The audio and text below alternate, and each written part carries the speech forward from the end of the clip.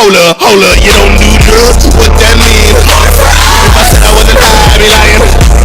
What's that smell? What's that smell? Think that's my brain so cyan.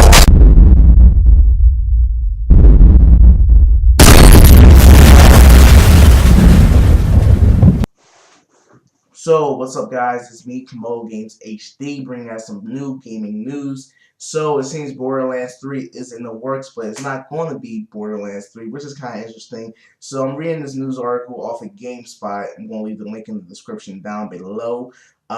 So, firstly, I will talk about it. So, Randy Pitchford, hopefully I'm saying his name right, actually said Borderlands 3 was not in development, but he actually reclarified that and said we are not developing Borderlands 3, but I did confirm we are working on more Borderlands franchises. Now, of course, Telltale Games is working on a Walking Dead style Borderlands game, which is interesting. Now, the really interesting part about this is where it's going to say the title is not known as of right now, but it will revolve around a young, handsome Jack. Now, if you play Borderlands 2, you will know who he is. He was the main antagonist, the main asshole of the game, and my personal favorite villain of the year, second to Voss from 2012. So, the game will feature 4 of his lieutenants during his rise to power. Firstly, Athena, the gladiator, which is kind of hilarious because Athena was like a wisdom in Greek mythology.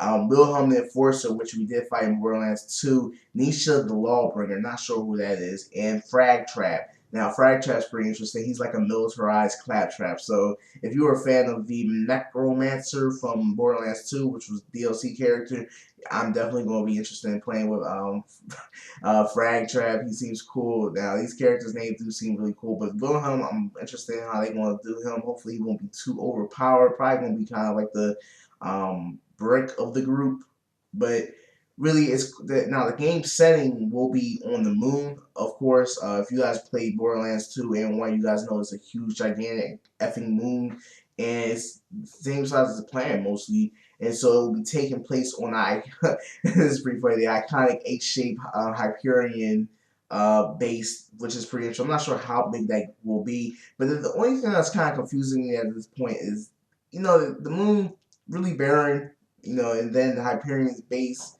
that's even barrener. I guess that's a word. It's not really going to add much color. Hopefully, it does look good, though, and they do add some really amazing color effects to the game. Now, onto how the games will work. There will be a bazillion weapons, like literally a bazillion weapons. But if you played Borderlands before, you will know it's only going to be about 500, base weapons, and after that, it's just going to make different variations of each weapon. But that still seems cool. Now this is pretty cool, including a new cryo class. Now I'm not sure what they mean by cryo class, but it will be new weapons. Most likely you'll be able to freeze your enemies as it states. And this is really what I kind of like scratch my head to. Of course, you are on the moon. There's no oxygen, so you will actually have to collect CO2 bottles, I'm guessing, while you're outside, and you'll have to make sure your CO2 levels are good. But that's really about it. They will most likely be announcing this at next week. Well, not later this time. Yeah, about later this week, next week at PAX. Next week is spring break for me, so I'm pretty excited. But that's about it, guys. Please rate, subscribe, and peace. And make sure you guys check out Cinch Gaming for all your best custom-made controllers. And yeah, use the link in the description down below so you can get $5 off all your custom-made controllers. And peace.